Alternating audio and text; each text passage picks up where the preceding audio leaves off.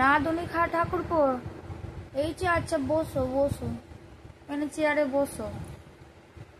হ্যাঁ, ছেলের তো বিয়ে লেগেছে বলেই তোমাকে ডেকে পাঠালুম। হ্যাঁ গো, এই বর্ষাতেই দিচ্ছি। আসলে কি বলতো, ওই 21শে জুলাই আমার যাওয়ার ছিল, তার আগে বিয়েটা দিতেও পারতনি। আবার এই জুলাই মাসেও বিয়েটা দেওয়ার কেন শখ ছিল বলতো, আসলে বউ তো সেই শহীদ হতেই আসবে শ্বশুরবাড়ি, ওই জন্য একবারে শহীদ দিবস যে মাসে, আর সে মাসেই বইয়েরও শহীদ দিবস করে দেবো। ওই জন্য বিয়ে আর শহীদ দিবস তো একই, ওই জন্য একই মাসে। এবার 21শে জুলাই করতুম, কিন্তু আমাকে তো আবার সেই ধর্মতলা যেতে হতো, ওই জন্য আমার করলামনি।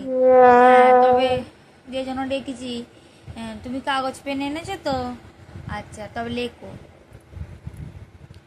এই দেখো, না না ভেজিটেবিল হবে নে বাবা, এই বর্ষাকালে সবজির দাম জানো। না না ভেজিটেবিল চপ করবো নি।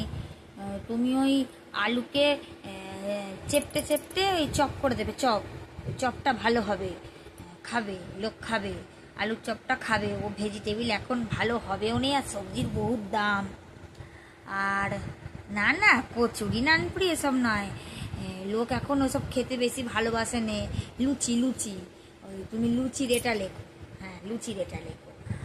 আর তার সঙ্গে পনির, না না ওরে বাপরে, এই বর্ষাকালে কি পনির, দরকার নেই, টকসানি হয়ে যাবে, গন্ধ হয়ে যাবে, ওসব করুনি। তার থেকে ওই নারকেলকে কুচি কুচি করে ছোলার ডাল, খুব সুন্দর খেতে হয়, ওই দিয়েই লুচি খাওয়া হয়ে যাবে। তুমি ছোলার ডাল লেখো, কেজি লাগবে ছোলার ডালটা লিখে দাও। আর লুচির সাথে ছোলার ডালের সাথে আর একটা কিছু করতে হবে। হ্যাঁ বাবা, ধোঁকা, সে খরচা জানো। তোমার মাথায় খালি বড় বড় ভিআইপি ভিআইপি ব্যাপার, তুমি সব বড় লোকের বাড়ি রাঁধতে যাও, আর ওই জন্য আমি আবার কোথা বড় লোক, যা কি বলো না। না, আমি খালি এমন দোতলা বাড়ি, পয়সা কিছু তেমন নেই গো। সত্যি কথা বলতে কি, ছেলে শ্বশুর যে যৌতুকে টাকা দিচ্ছে, সেই টাকা দিয়েই লোক খাওয়াবো, এক্সট্রা আমার কাছ থেকে কিছু খরচ করবো নি। এবার সেই টাকার মধ্যে হয়ে যাবে সেরম তো আইটেম করবো বলো না, আমাকে আবার 2 টাকা খরচা করতে হবে। ওই জন্য দরকার নেই বাবা, ওই ওরা যা নগদের টাকা দিচ্ছে সেই টাকার মধ্যেই সব আইটেম করবো।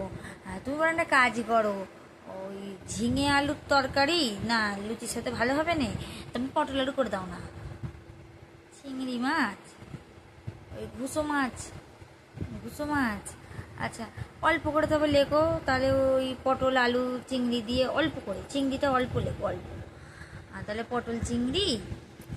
আর কি, ফ্রাইড রাইস ভাত? তোমার মাথা খারাপ নাকি? এই যে তোমাকে বললুম এখন সবজির দাম আগুন। না না ফ্রাইড রাইস ভাত করতে হবে না, সাদা চালের ভাত, সাদা চালের ভাত লোক খাবে। আর মুরগির মাংস, বাবা খাসি করছে, যা পয়সা তারা দিচ্ছে যৌতুকে, তাতেই খাওয়া দাওয়াটা প্যান্ডেল খরচাটা হয়তো হবে। খাসির নাম আর করুনি বাবা, রক্ষে করো বাবা, রবিবির রক্ষে করো। কি বলো গো? হ্যাঁ, 14 কিলো মুরগির মাংস? দূর হয়ে যা, এই গরমে লোক খেতে পারবে নাকি 14 কিলো মুরগির মাংস? আর বাচ্চা কাচ্চারা কি বলতো, ওইসব লুচি খেয়ে পকোড়া পকোড়া, আমি ভাবছিলাম কি বলতো, সেই ডালের বড়া করে না, সেই যে দোকানে বিক্রি হয় ডালের বড়া, ওইরকম পকোড়া করবো। ওই মাংসও লাগবে না, সবজিও লাগবে না, সেই ঠেলা গাড়ি করে সেই বিক্রি করতে আসে না লোকগুলো, ডালের বড়া, ওইরকম পকোড়া করে দেবো। বাচ্চা কাচ্চারা ওইসব খাবে, খেয়ে দিয়ে আর মাংস খেতে পারবে না। তুমি 14 কিলো মুরগির মাংস লিখুনি, ওইটা বরং কমিয়ে 10 কিলো করে দাও, একদম করুনি। হ্যাঁ গো, এই গরমে লোক খেতে পারবে না। ভাতের চালটাও তুমি কম কম করে লেখো, বলি শোনো। আর ওই কিছু একটা চাটনি করে দেবে, কিসের চাটনি এখন সস্তা হয় দেখো। আর তারপরে তোমার পাঁপড় আর মিষ্টি, সে অর্ডার দেওয়া হবে কোনো, সেই নরেনের দোকানে কথা কইছিলুম, এখন তো সব 5 টাকা করে মিষ্টির পিস, ওকে বলেছি বেশ কয়েকশো নেবো, তবে 4 টাকা করে দেবে, দরকারটা সাইজ ছোট করে দেবে বলে ওর সাথে কথা বলা আছে। এই আইটেমগুলি থাক জানো। হ্যাঁ, তুমি সব লিস্টটি করে দিয়ে চলে যাও, আমি সব আনিয়ে নেবো, ঠিক আছে?